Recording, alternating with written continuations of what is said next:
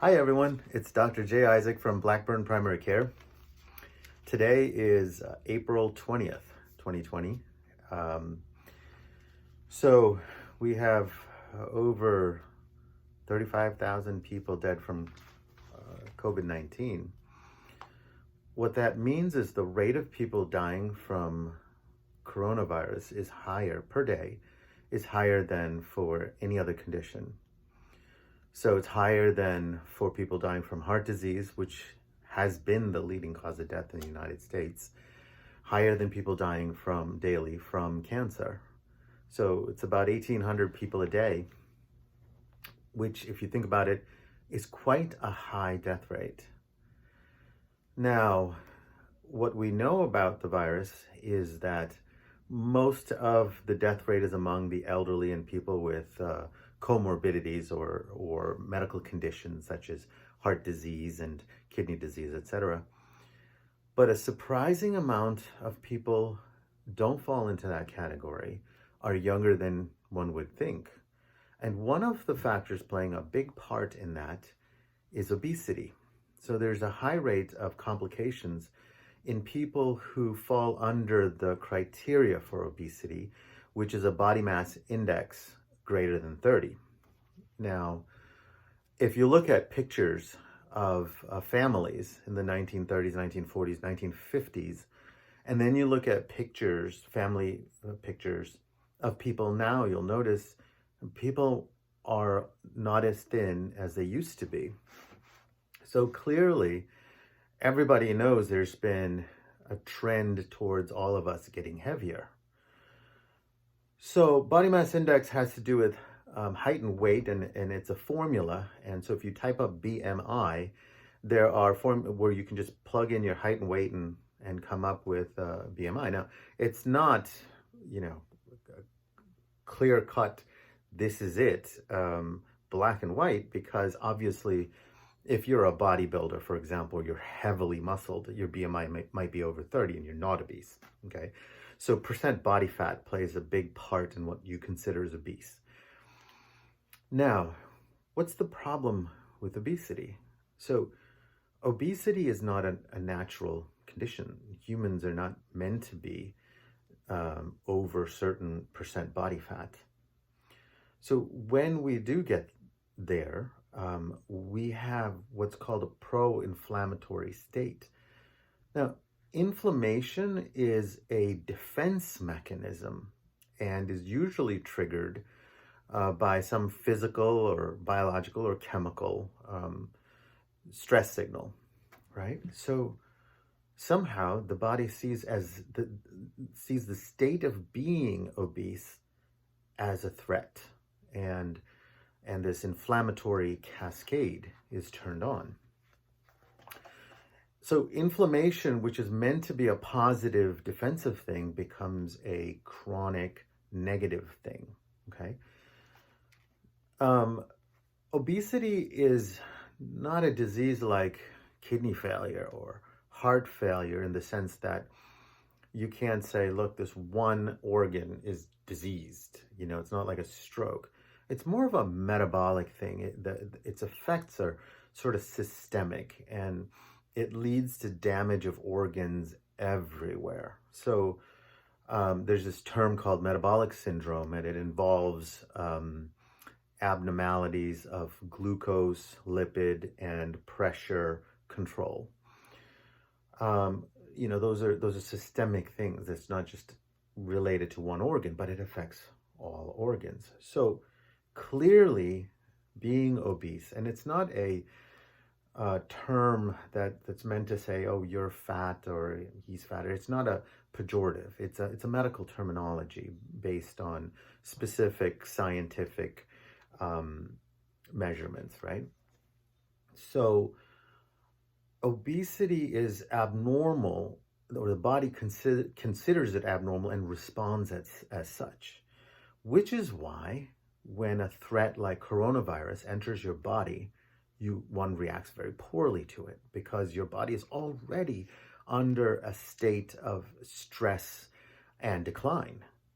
So what to do about it? And that's the question. So as we ponder how long coronavirus is going to be with us, we may have these rolling quarantines or self-isolation restrictions for not months, possibly till 2022, depending on, what happens in terms of, can we develop an effective vaccine? Can we test, everybody in the country multiple times to identify who's susceptible, who's infected, and who's resistant? So as we struggle with these things, we're going to have to get as healthy as we can in the event we get infected, you or I or our loved ones get infected. And so I've been doing a series of talks about how do you become as healthy as possible to become resistant to things, not just like coronavirus, but just in life. You get into something stressful. How do you know you're not going to have a heart attack because your insides are unhealthy, right? How do you combat that? Recently, last week, I did a video on sleep. So today's the video on obesity, and then of course there'll be videos on things like managing stress, probiotics, and things like that. Not probiotics exactly, but your microbiome and what it plays in terms of your health. So how do you deal with obesity? Well, you have to understand where it comes from in the first place. It comes from unhealthy choices. It all amounts to choices, not just circumstances. Of course, if you belong in a lower socioeconomic state, it's harder to have healthier choices because they tend to be more expensive. So there is a clear-cut tendency to greater obesity in lower socioeconomic situations because you don't have access to those healthier foods. But one can still make good choices. Good choices begin with nutrition. Now, we are omnivores, which means we eat lots of plants and plant products and fruits and things like that, right? Meat is something we eat, or protein is something we eat as we evolved where we could find it. But our staple was food that came from plants. Everything from what we consider vegetables and fruits to grain, right? So it means that, being the right weight means that you should try not to eat processed food, unhealthy food, man-made or manufactured food. In other words, you want to eat whole food, real food. You want to eat whole grains, not just processed grains that you find in things like pasta and cereals, right? Like Cheerios and all, right?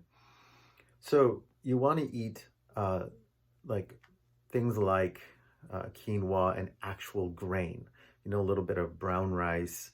So you want about 40% of your diet to come from whole grain. And then you want to eat every kind of vegetable. I mean, we grow up like, I don't eat broccoli, I only eat beans, I don't eat Brussels sprouts, or I don't eat this, right?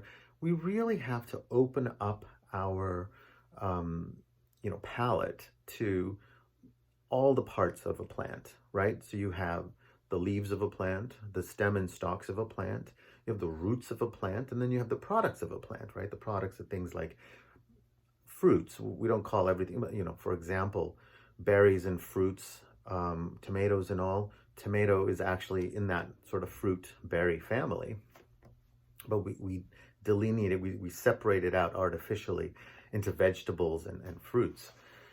But I'll just call it products. And products include things like nuts. What kind of nuts? What's healthy? So let's talk about it very briefly. You want to eat leafy things like kale and spinach. You want to eat stalk things like broccoli and cauliflower. You want to eat root things like carrots, but also things like turnips or beets or yam. You want to eat the products of the plant like eggplant and tomatoes, but also fruits and berries. So each of these things contain its own nutrients, its own minerals and vitamins, etc.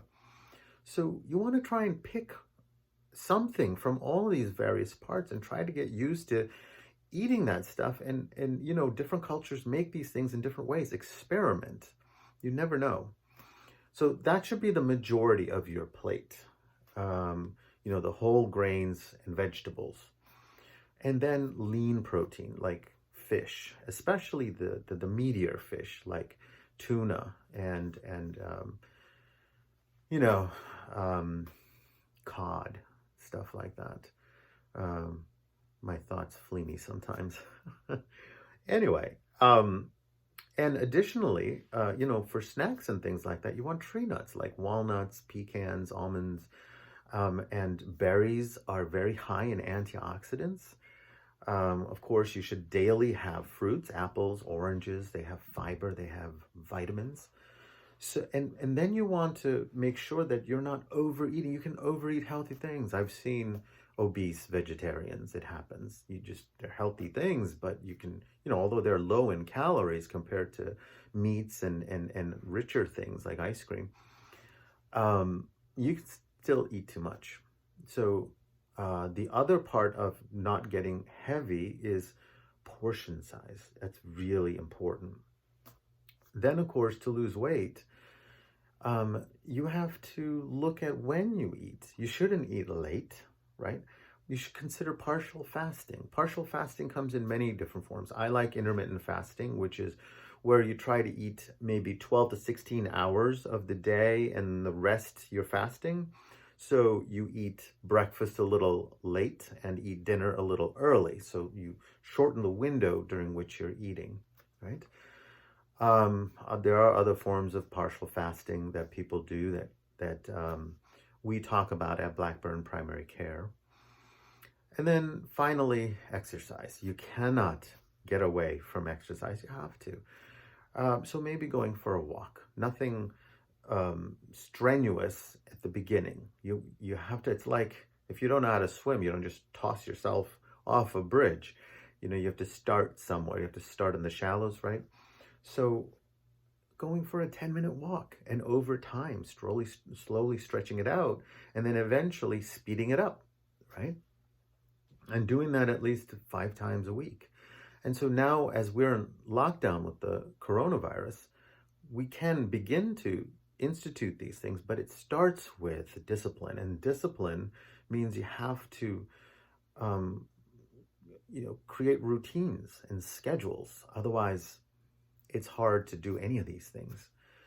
So at Blackburn Primary Care, we have a weight loss clinic, the Centers for Medical Weight Loss, where we not only talk about products and what you eat, but also the behavior around food.